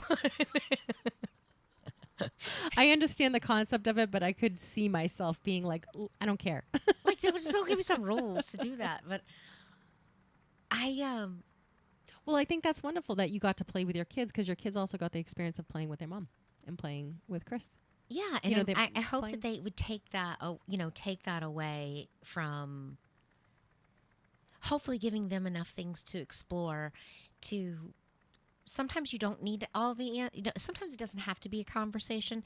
Sometimes it's just something about putting yourself in that environment that opens the door. And I was thinking about it on the way here this morning. Both of my kids at 20 have their own gym membership. I did not say anything about, oh, you should go to the gym, you should do this. They did it on their own. There was never a conversation in our household about, and I was like, wow, that's a tiny I get to see the benefit from of a seed I was hoping to plant 10 years ago, 11 years ago. And I'm like, I think it's just cool. Very satisfying. I was thinking of adult friendships, and I think it's very difficult to make friends as an adult. Yes, for I do too. people. Yes. I'm an only child. I can make friends anywhere. But I also noticed how women make friends and how men make friends differently. So one of my girlfriends, she became a girlfriend because she was my Pilates teacher. And then COVID happened and we could stop going to Pilates. And I'm like, I want to hang out with this girl. So I was like, hey, do you want to go for a walk? So we started. We always do something physical together. We will not go for coffee. We will not go for lunch. We always go, let's go for a walk. Let's go to Orange Dairy. I love that about her because we're doing something together, right? And she said her husband has a difficult time. He would like to have some guy friends. And then I said, well, if he wants to be friends with my husband, he has to like motorcycle, this. He has to go do things. John does not want to sit down with a new guy, stand across from him and ask him questions. Right. But if you two get in a golf cart and go golfing, if you two get in a car to drive here to go dirt biking, men are more, they don't want to sit across from each other doing women that. bond emotionally. We're gonna swap stories, Right. and so like there's. I don't think it would be sharing vulnerabilities is a better way to say than gossiping, but we do. We're saying, hey, I'm open and I'm going to share something vulnerable with you. So women bond that way. Guys don't. We use conversation and words way differently than men do. Men are just, it's a functional. It's to keep you safe.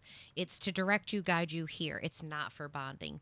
It's a sport. It's finding commonalities. But they will eventually bond over the experience, and then that makes them as friends. So what I was saying to her was, I gave her like 22 activities. Any one of these, I can get John to go with him, and they could be friends. They will be friends afterwards, but hey, do you want to go meet so-and-so's husband? He's not going to want to go do that. And that's where the bar scene comes in, because people, where am I going to meet people? Or what are we going to go do? We're going to go sit and have a drink at a bar.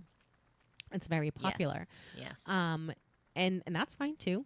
You know, if that's how it gets you out of the house and get you meeting people, no judgment, that's fine. What I think is really interesting is, how do you know I'll go do something for the first time? I'll go inline skating, which is... They're the rollerblades? All in a row. Yes. All in a row. Is that rollerblading and inline skating the same thing? Yes. Okay. Then I have done that before, because I have scraped up my legs. I still have a scar on my knee from that. Or maybe I should just get roller skates and I'll go roller skating while you're rollerblading. So I think the difference, if you're on like roller skates, if I had somewhere close by that had a good surface, because see, roller skates only have a certain size wheel. That's what makes it different. Okay. Inline skating, I think, was I don't know. I don't know the history. We're going to make up some facts. We're going to make up some interesting factoids. Well, so the way that rollerblades came about in Robyn's world. Yes. They were meant for outside. It's a bigger wheel. And so the bigger and it the has that wheels, smoothness to it. Yes, on the bigger wheels, it gives it a smoother ride. And boy, when you go across smooth pavement or something, it is like ice skating. It's just silky smooth. Are you a good ice skater? I wouldn't say I'm good, but I can ice skate. We should go ice skating too. Yes. We used to take the kids when they were at, what's the one over here off of Exit 6? Conval? Ice Arena? Mm-hmm. Yeah, we've gone there. You are listening to Lisa and Robyn on the mic on WSMN, 1590 AM, 95.3 FM, and you can watch, stream, and listen on WSMN.live, Facebook.live, live on Facebook, live on YouTube every Thursday from 10 to noon. Yes. We're going to run out of time here. So I was just looking up internal, external, and I was like, I was just looking for something interesting, new, something that we could add to. But I did think that where you talk about internal and external motivation, and maybe we have to do motivation for next week because we are going to run out. But there was a list of words that it says intrinsic, which for me was internal. Purpose, the things that come from within, your motivation comes from within. A lot of these inherent satisfaction comes from purpose, interest, mastery, curiosity, and pride. And I think I've always used interest. That seems interesting. Well, but these are your motivating factors. These are, okay. when you're so if you are motivated by something internally, those are the things, those are your trigger points. Okay. That are like, my interest, my curiosity, my purpose. What was the other one? Curiosity, pride, mastery, interest, and purpose. Okay. So those are all internal motivators. So there's something in there that says, oh, you just rubbed that spot. And I'm like, let's just see what happens with that.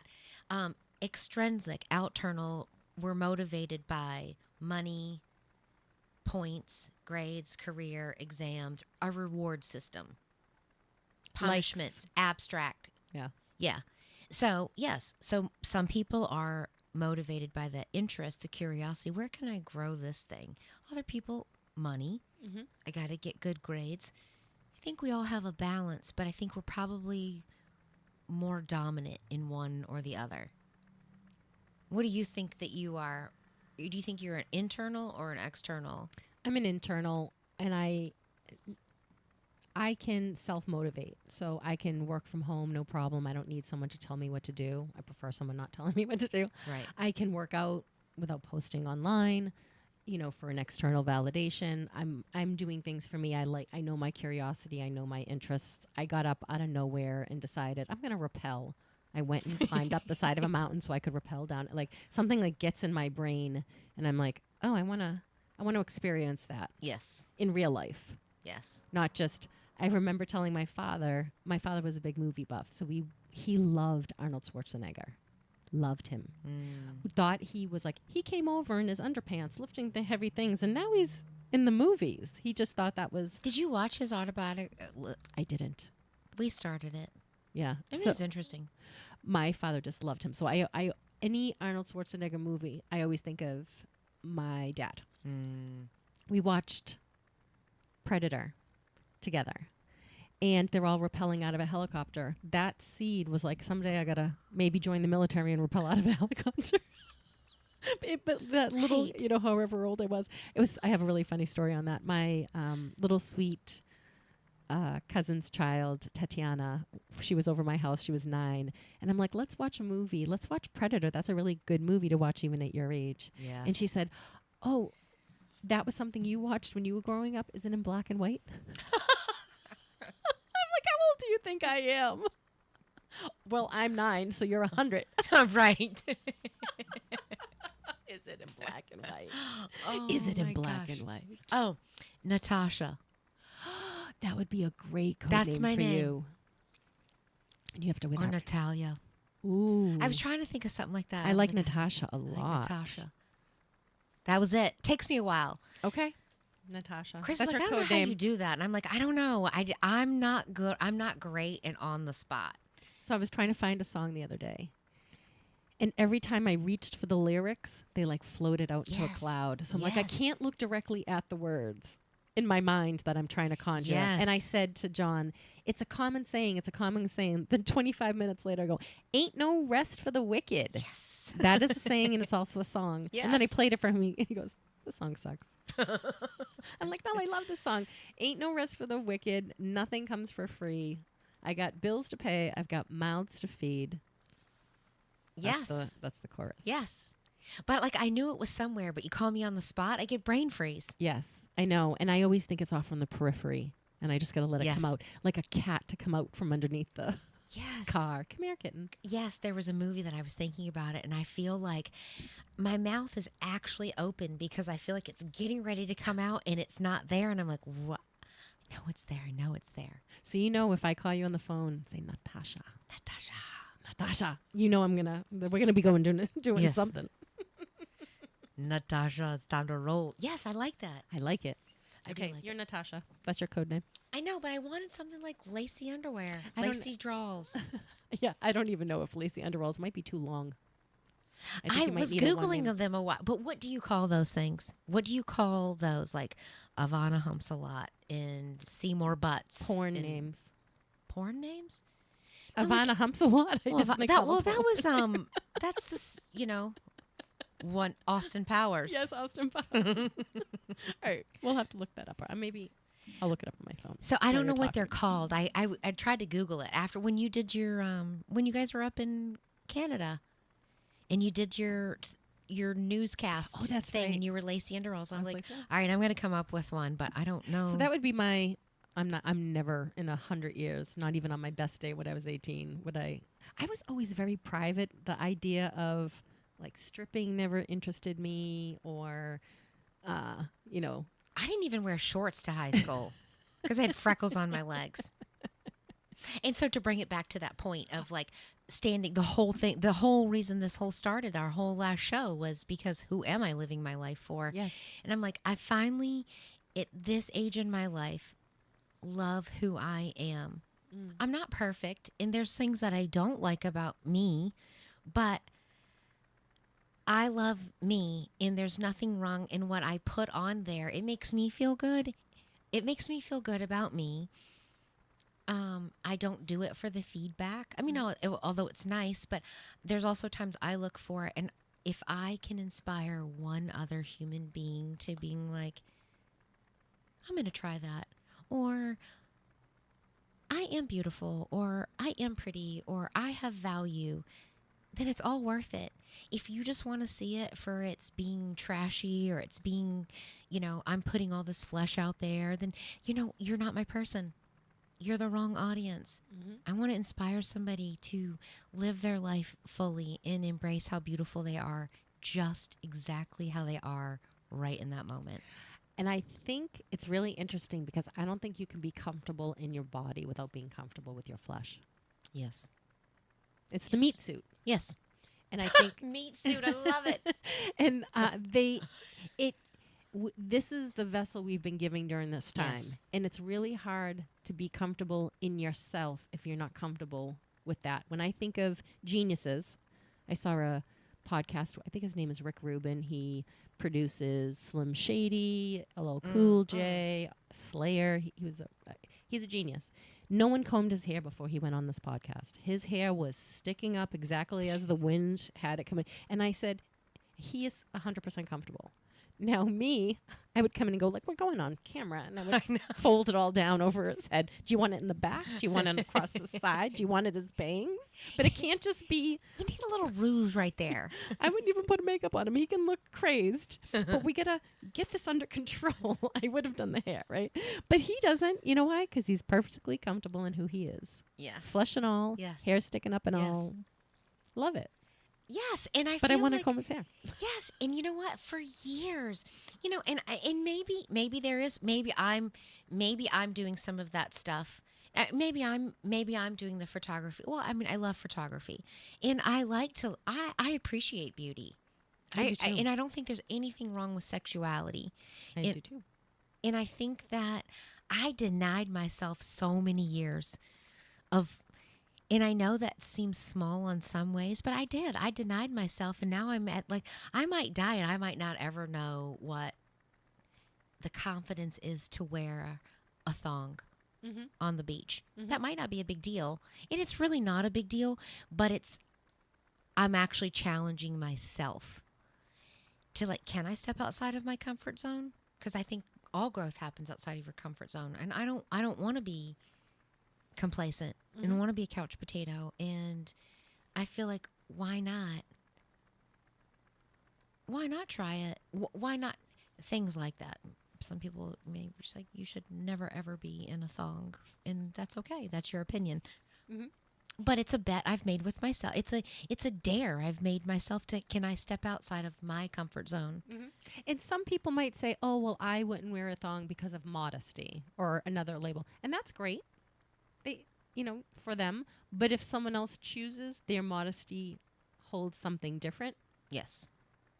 That's that too. And you don't have to go around telling them how awful they are. No. On social media. Yes. 2024, stop being a douche on social media. Right. Do like your mom says, play nice. If you can't say anything nice, don't say anything at all. I was saying we should start a segment where we bring back phrases that our parents told us. Oh, gosh. And last year, at the end of the year, I said, mind your own business. now it seems like we can't mind our own business because our phones are attached to our hands, attached to our eyeballs, and things are coming in at lightning speed that we like and we don't like, and we're being bombarded. Mind your own business. Put it down. Unfollow someone. Stop stressing yourself out as much as you can. Try to take back control over something that was supposed to be a tool for us. I think of this all the time. I think I started reading the book Mastery by Robert Greene, and I was like, wow, I'm going to need a bigger brain to read this again. And I actually gave it to the library, and I thought, at some point I'm going to pull this back out of the library and read this. But I thought, I don't know what chapter it was. It might have been the first paragraph of the first chapter, and I thought, master slave. Mm-hmm. It's an electronic idea when you're setting up speakers. One of them is the dominant, all of the rest of the slave to it, master slave. And I was fascinated by, am I the master or am I the slave about everything? My addiction to sugar. I always get addicted to sugar. I start out with I'm just going to have a little teaspoon, and then I'm eating cookies. Yep. And then I have to go back to, let me rein it back in. Let me have no sugar for a while. Hold the line. Yep. And then you are listening to Lisa and Robyn on the mic on WSMN 1590 AM, 95.3 FM every Thursday on WSMN.live and on Facebook Live and YouTube Live. And I think master slave, there are so many times I am not the master of this device. I want to put on the back of my phone, master, in this hand, a slave. Because this was supposed to be my tool. This was my perfect tool last night when I was broken down on the side of the road to call AAA. When I just get bombarded with election calls trying to sell me something, or when I get bombarded with, do you know your business doesn't have a Google ad? When I'm now the slave. Right. But it can go with anything in life. Yes. Think about picking up food. Am I the master of eating, or am I the slave? Am I the slave to it? Does it control me? Is it? And I think that's just a fascinating concept. It's true, because we give our power away and we give our control away, and we don't even realize we're doing it sometimes. Well, most of the time it's unconscious, and then all of a sudden either you wake up to it or you don't wake up to it. Yes. Am I going to choose to respond? It's that, what's that one, the saying about there's two wolves that are inside of us. It's the light and the dark, and it's what you choose to feed. Yes. And I'm being more aware of it. And I think about how can you clean out and get rid of that so you have a more positive. During COVID and elections were the best and worst thing for my social media, because there were times I'm like, people are just being jerks to each other, and then there's somebody would give you a really good comment, and you're like, man, I got a good comeback for this, but I don't want to get sucked in, because I know once you pop that top, it's going to be hard to not drink that Kool-Aid, because dude, I can be a keyboard warrior too, but do I really want that in my life? Now the algorithm is going to keep sending me more negative crap because that's what the stuff that I'm engaging on. So a friend of ours said, it's the red light test. There's people in your life. Are they a green light, yellow light, or a red light?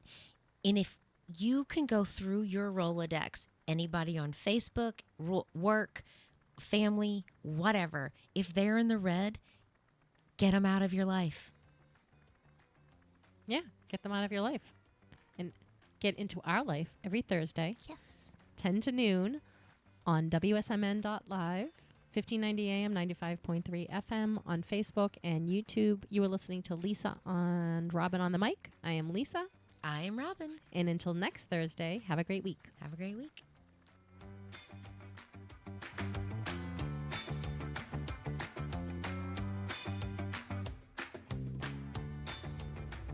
WSMN 1590. WSMN 95.3 FM Nashua. Listen, watch, and stream at WSMN.live.